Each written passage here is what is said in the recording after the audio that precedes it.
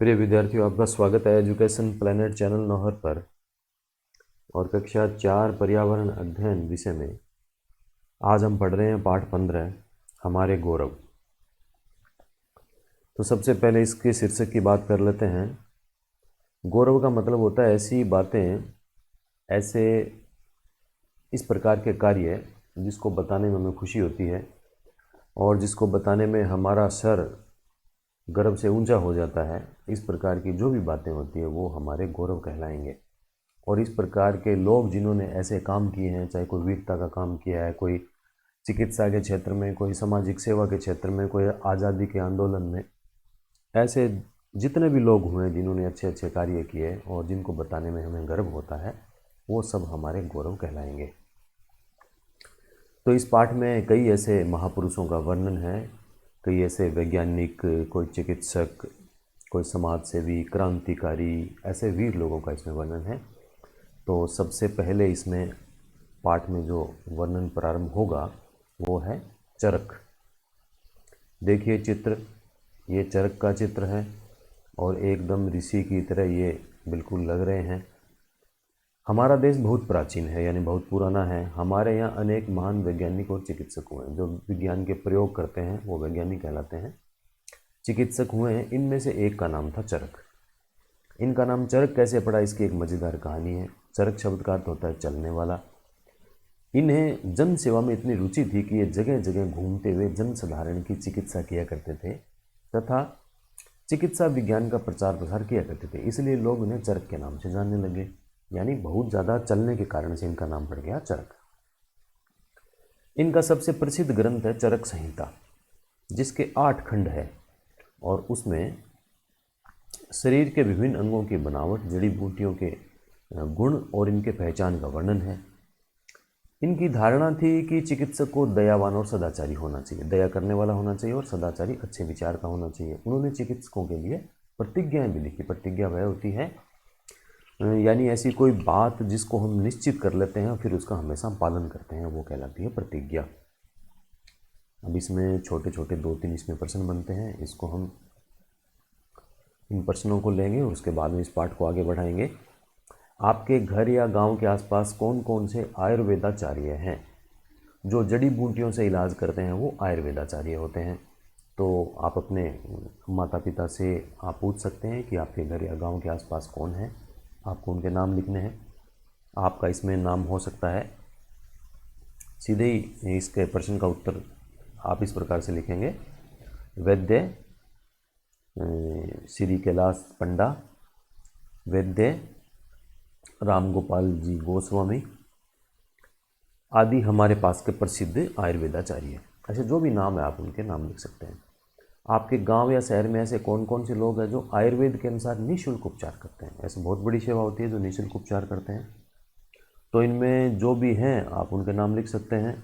जैसे इसका उत्तर हो सकता है कि कुछ लोगों के नाम हमने सुने हैं, जैसे मोहनदास, वैद्य प्रकाश, वैद्य बद्री प्रसाद आदि, ऐसे कोई भी नाम हो सकते हैं। आयुर्वेदाचार्य चिकित्सक में क्या क्या गुण होने चाहिए, इसका आप उत्तर लिखेंगे। आयुर्वेदाचार्य चिकित्सक में निम्नलिखित गुण होने चाहिए। पहला, चिकित्सा के क्षेत्र में अच्छी जानकारी हो, आवश्यक योग्यता रखता हो। दूसरा, मृदुभाषी हो। तीसरा, दूसरों की भावनाओं की कदर करने वाला हो। और तीसरा, परोपकार की भावना से ओतप्रोत हो। इसके बाद में 5वां है दयावान और सदाचारी हो। ऐसे आप 5 गुण इनके लिख सकते हैं। अगला है, अपने गांव या शहर के किसी आयुर्वेदाचार्य डॉक्टर से मिलकर उनके द्वारा ली गई शपथ के बारे में जानें और लिखें। इसका आप उत्तर लिखिएगा। हमारे देश के युवा जो डॉक्टरी की पढ़ाई खत्म करके डॉक्टर की डिग्री प्राप्त करते हैं वो महर्षि चरक की शपथ लेते हैं और उनके पद चिन्हों पर चलने की प्रतिज्ञा करते हैं। महर्षि चरक द्वारा बनाई गई शपथ को भी वो पढ़ते हैं और उस शपथ को वो धारण करते हैं, शपथ लेते हैं। आगे देखिए, इसमें दूसरा जो महापुरुष दूसरे हैं उनका नाम है सुश्रुत। चित्र देख लीजिए इनका, सुश्रुत का ध्यान रखिएगा। ये रोगी की आंख का इलाज कर रहे हैं, इस चित्र में दिखाया गया है। हमारे देश में प्राचीन काल से शल्य चिकित्सा विकसित थी। शल्य चिकित्सा को चीर फाड़ करके कोई चिकित्सा की जाती है, कोई शरीर का अंग को अपने शरीर को काट कर कहीं से उसको अंदर जो कुछ खराबी है उसको ठीक करना, ऐसे चीर फाड़ वाले काम को शल्य चिकित्सा कहा जाता है। और इस क्षेत्र में महर्षि सुश्रुत का नाम प्रमुख है। आजकल की जो प्लास्टिक सर्जरी का उल्लेख उन्होंने सैकड़ों वर्ष पहले ही कर दिया था। प्लास्टिक सर्जरी का मतलब है एक शरीर के एक भाग से कोई चमड़ी लेकर उसको दूसरे भाग पे लगाना। वे अपने छात्रों को प्रयोग और क्रिया विधि से पढ़ाते थे। वे चीर फाड़ का प्रारंभिक अभ्यास फल, सब्जी और बाद में मुर्दा शरीर पर करवाते थे। मुर्दा यानी जो मृत शरीर होता है उस शरीर पर वो करवाते थे। इनका विचार था कि चिकित्सक को सैद्धांतिक और पुस्तकीय ज्ञान के साथ साथ प्रयोगात्मक ज्ञान में भी प्रवीण होना चाहिए। प्रवीण का मतलब उनका अच्छा अभ्यास होना चाहिए। उन्होंने शल्य क्रिया के 100 से अधिक औजारों और यंत्रों का आविष्कार किया। यानी ऐसे जो उपकरण जो शल्य क्रिया में काम आते हैं वो 100 से ज़्यादा इनका ऐसे संख्या थी जिनका उन्होंने आविष्कार किया। इनमें से अनेक औजारों का आज भी उपयोग किया जाता है। अब इनके बारे में ये जो 2 प्रश्न बनते हैं इनकी हम जानकारी करते हैं। प्रयोग और क्रिया विधि के माध्यम से पढ़ने से क्या लाभ है? आप इसका उत्तर लिखेंगे, प्रयोग और क्रिया विधि से पढ़ने से स्थायी ज्ञान प्राप्त होता है। स्थायी ज्ञान वह होता है जिसको हम भूलते नहीं हैं। और दूसरा, इस विधि से पढ़ने से आसपास की चीज़ों की कार्य विधि की जानकारी हो जाती है। और तीसरा, इस विधि में अलग से प्रयोग करने की आवश्यकता नहीं रहती। और चौथा, इस विधि से प्राप्त ज्ञान व्यवहारिक भी होता है, यानी कि वह ज्ञान स्थायी होता है और व्यवहारिक भी होता है। वास्तव में वो उपयोगी होता है और सफल होता है। अगला है, हर व्यवसाय के लिए कुछ विशेष औजारों की आवश्यकता होती है। एक शल्य चिकित्सक को किन किन औजारों की आवश्यकता हो सकती है? आप इसका उत्तर लिखेंगे, कैंची, चिमटी, चाकू, स्टेंसिल चाकू, सुई, हथौड़ा आदि औजारों की आवश्यकता होती है। आपने कौन कौन से काम स्वयं करके सीखे? इसका आप उत्तर लिखेंगे, साइकिल चलाना, उल्टे हाथ से चित्र बनाना, पतंग उड़ाना, पेंटिंग करना, सब्जी काटना, रोटी बनाना। ऐसे कोई भी काम आप लिख सकते हैं जो आपने स्वयं करके सीखे। इसके बाद में जो आगे नाम आता है वो है रानी दुर्गावती का। देखिए, रानी दुर्गावती, चित्र इनका देख लीजिए आप। भारत में अनेक वीरांगनाएं हुई है। जो महिलाएं वीर थी उनको वीरांगनाएं कहा गया। उनमें से एक कालिंजर महाराजा कीर्ति सिंह की पुत्री दुर्गावती थी। इनके पिता का नाम कीर्ति सिंह था, वो कालिंजर के महाराजा थे। बालिका दुर्गावती बचपन से घुड़सवारी, घोड़े पे सवारी करना, तलवार चलाना और तैराकी, पानी में तैरना, इसमें बहुत तेज़ थी। यानी ये काम उनको करना अच्छा लगता था और अच्छी तरीके से वो कर लेती थी। उनका तीर, भाले, बंदूक का निशाना अचूक था। अचूक का मतलब जो निशाने से चूके नहीं, जो तय किया है वहीं पे निशाना लगे। दोनों हाथों से तलवारें चलाने का अभ्यास इनका अद्भुत था। बालिका दुर्गा और शिव की परम भक्त थी। वे गढ़ा राज्य की महारानी बनी। उनके पति दलपति शाह थे और दलपति शाह की मृत्यु के बाद अकबर की ओर से आसफ खान ने गढ़ा दुर्ग पर हमला बोल दिया और गढ़ा दुर्ग को घेर लिया।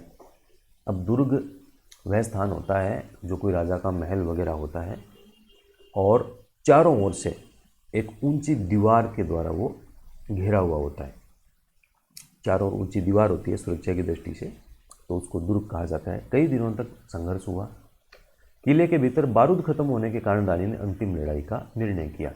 जब किले के अंदर राशन सामग्री या अन्य सामान खत्म हो जाता है, समाप्त हो जाता है, तो फिर उनके सामने कोई दूसरा विकल्प नहीं रहता। फिर वो अपनी जान हथेली पर लेकर और मरने के लिए वो युद्ध करने के लिए तैयार हो जाते हैं, तो उसको अंतिम लड़ाई कहा जाता है। तो रानी ने किले के भीतर बारूद खत्म होने के कारण अंतिम लड़ाई का निर्णय किया और रानी घोड़े की लगाम को दांतों से पकड़कर दोनों हाथों में तलवार लेकर वीरता से लड़ी। लगाम जो घोड़े के मुंह में दोनों तरफ आप रस्सी लगी हुई देखते हैं, जिससे घोड़े को नियंत्रित किया जाता है, उसको रोकना है, चलाना है। इस प्रकार से जो रस्सी दोनों तरफ लगाई जाती है उसके मुंह से होती है, उसको लगाम कहते हैं। तो दांतों से पकड़कर दोनों हाथों से तलवार लेकर रानी वीरता से लड़ी और मुगल सैनिकों को गाजर मूली की तरह काटती रही। अंत में स्वयं को विकट परिस्थिति में देखकर अपने ही खंजर से वीरगति को प्राप्त हो गई। अपने ही एक चाकू से उन्होंने खंजर से अपना जीवन समाप्त कर लिया। दुश्मनों के हाथों उन्होंने मरने की बजाय अपने हाथों से अपने प्राण त्याग देने उचित समझे। अब देखिए इसमें आगे, सोचिए और बताइए। दैनिक जीवन में हमें भी छोटे छोटे काम करने हेतु साहस जुटाना पड़ता है, जैसे अपनी गलती स्वीकार करना, अलग हटकर कोई काम करना। आपने भी कभी ऐसा कोई साहसिक कार्य किया है तो लिखिए। आपको याद करना है कि ऐसा क्या आपने किया था। देखिए, अपनी गलती स्वीकार करना, ये भी एक बहुत साहसिक कार्य होता है। तो इसका उत्तर आप ऐसा दे सकते हैं, या हो सकता है कईयों का ये वास्तविक उत्तर भी हो। एक बार मैंने कक्षा अध्यापक को झूठ बोलकर आधी छुट्टी ली कि मेरे पेट में दर्द है।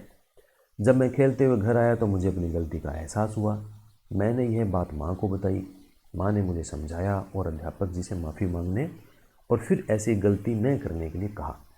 अगले दिन मैंने कक्षा अध्यापक जी से माफ़ी मांगी और उन्होंने मुझे माफ़ कर दिया। अपनी गलती को स्वीकार करना, माफ़ी मांगना एक बहुत बड़ा साहस का काम होता है। अगला है, भारत की महान वीरांगनाओं के चित्र एकत्र कर कॉपी में चिपकाइए और उनके बारे में पूछताछ कर 4-5 पंक्तियाँ लिखिए। तो आप इसमें रानी दुर्गावती का इसमें वर्णन दिया हुआ है, चित्र भी है साथ में, आप उनके बारे में लिख दीजिए, वर्णन भी किया हुआ है। और इसमें एक दूसरा आप नाम जोड़ सकते हैं, महारानी लक्ष्मीबाई का। कहीं से भी चित्र मिल जाएगा, एक सामान्य चित्र है, उपलब्ध हो जाता है। तो महारानी लक्ष्मीबाई के बारे में आप लिखेंगे, झांसी की रानी लक्ष्मीबाई मराठा शासित झांसी राज्य की रानी थी। वह सन 1857 के भारतीय स्वतंत्रता संग्राम की नायिका थी। इनका जन्म 17 जून सन 1828 को वाराणसी में हुआ था।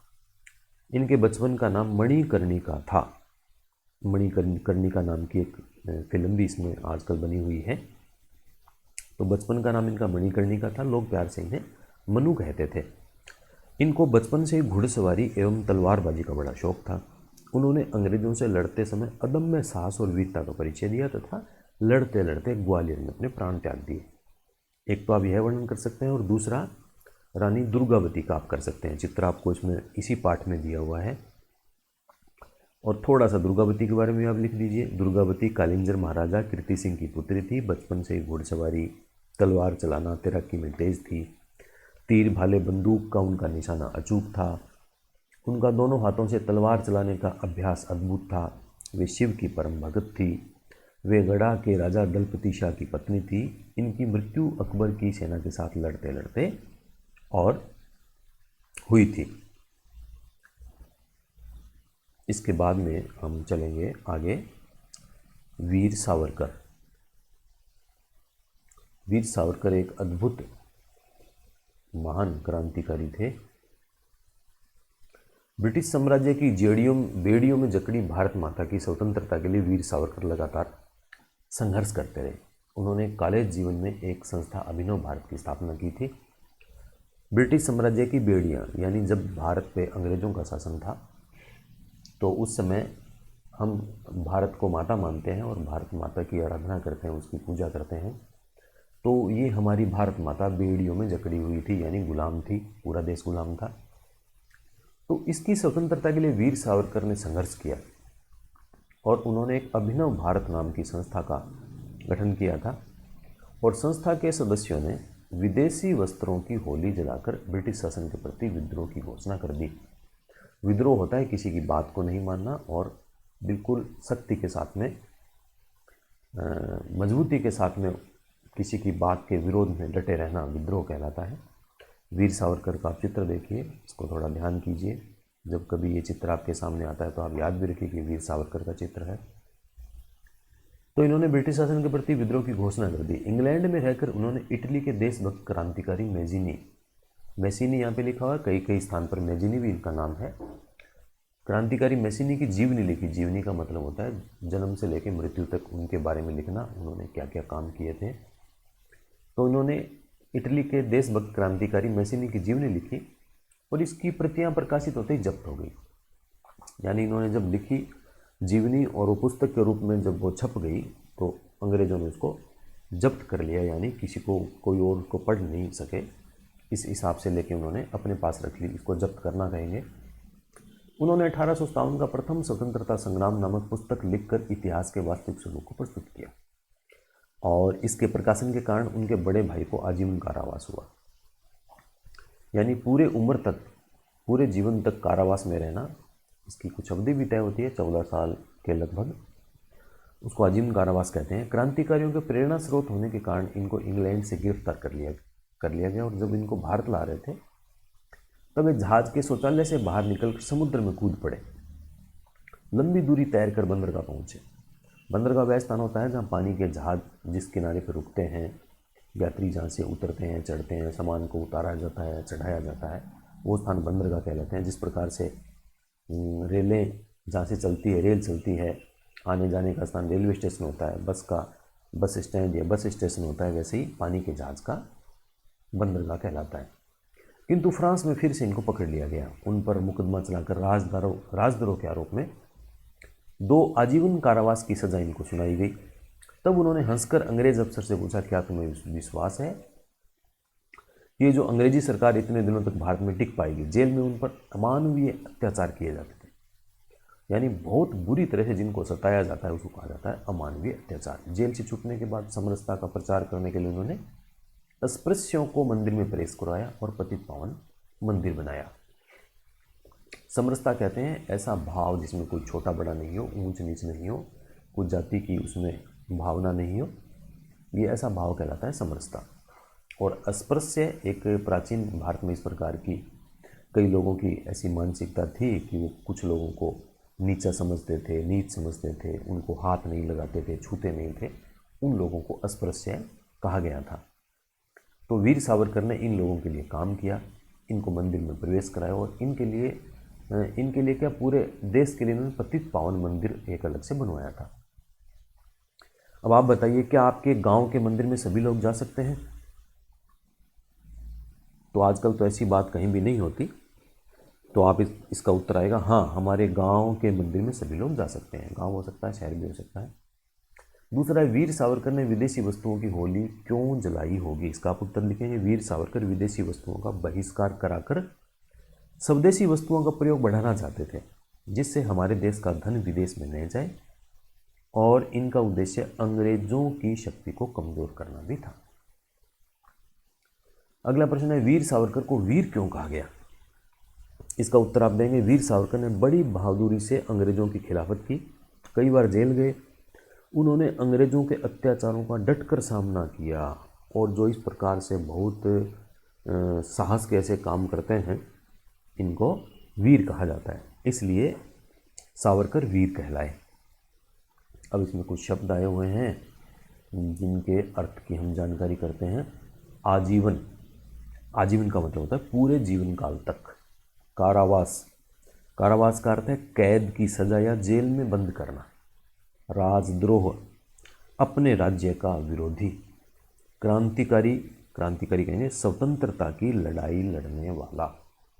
समरसता, भेदभाव रहित, अर्थात जहां सभी समान हो। इसके बाद में प्रश्न देखते हैं। इसमें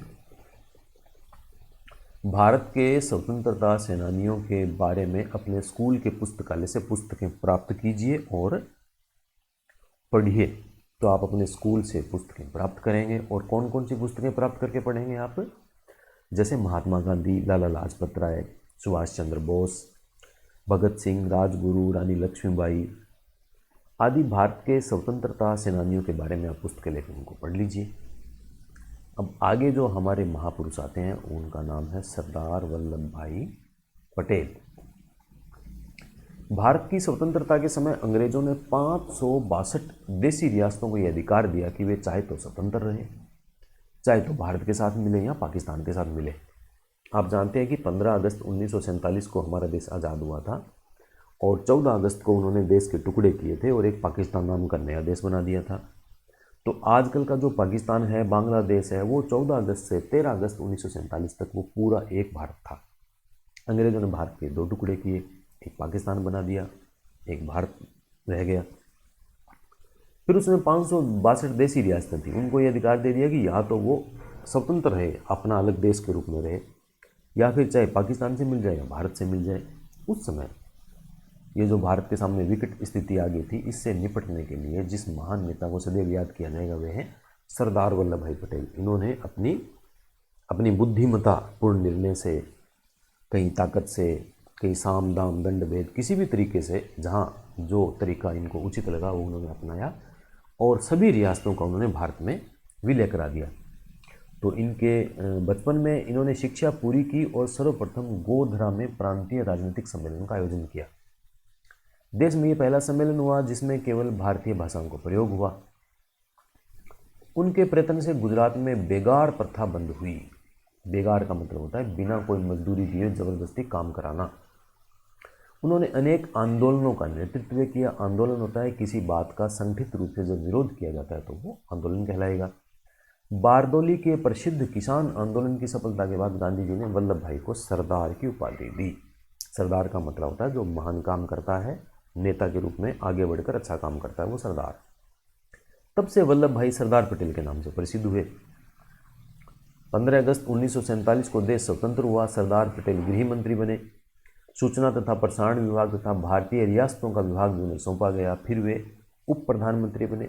अपनी संगठनात्मक कुशलता का परिचय देते हुए उन्होंने अधिकांश रियासतों को भारत में मिलाने में सफलता प्राप्त की। केवल कश्मीर, हैदराबाद और जूनागढ़ में कुछ कठिनाई आई।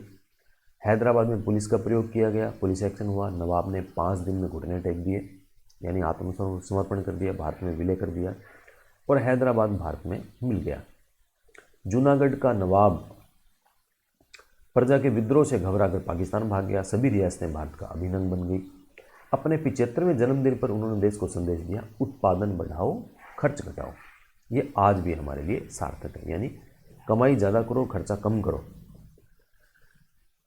अब 2 प्रश्न इसके बन रहे हैं। आपके आसपास ऐसे कौन कौन से लोग हैं जिनको उनके काम के आधार पर कोई उपनाम दिया हो, जैसे चौधरी, पंच, मुखिया, पटवा, मेहता, जोशी इत्यादि। तो हमारे आसपास ऐसे बहुत से लोग हैं जिनको चौधरी कहा जाता है, पंच कहा जाता है, मुखिया, पटवा। तो हमारे जो आसपास के लोग हैं उसमें नाम है सरपंच प्रताप सिंह जी सारण, पंच राधेलाल जी, मुखिया सुखवीर जी, राजेंद्र नाथ पटवा, हरकिशन मेहता, नवल चंद्र जोशी। ऐसे बहुत से नाम इसमें हो सकते हैं। अपने शिक्षक से पता कीजिए कि बेगार प्रथा क्या थी। इसका उत्तर आप देंगे, कुछ रियासतों के जमींदार अनेक लोगों को बंधुआ मजदूर की तरह रख लेते थे और उनसे मुफ्त में काम करवाते थे। इसे बेगार प्रथा के नाम से जाना जाता था। बंधुआ वो होता है वो उन्हीं के पास रहता था, एक प्रकार से वो गुलाम बन के उनके पास रहता था।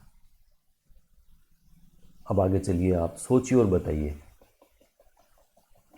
आप कितनी भारतीय भाषाओं के नाम जानते हैं? सूची बनाइए।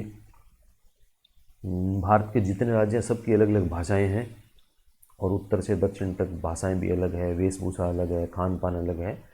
तो उन भाषाओं की सूची बनाएंगे तो वो सूची इस प्रकार से बन सकती है: हिंदी, संस्कृत, बंगाली, मलयालम, पंजाबी, हरियाणवी, राजस्थानी, ब्रिज भाषा, अवधी, तेलुगु, बुंदेली, मराठी, भोजपुरी, मणिपुरी, कुचिपुड़ी, तमिल, उर्दू, उड़िया।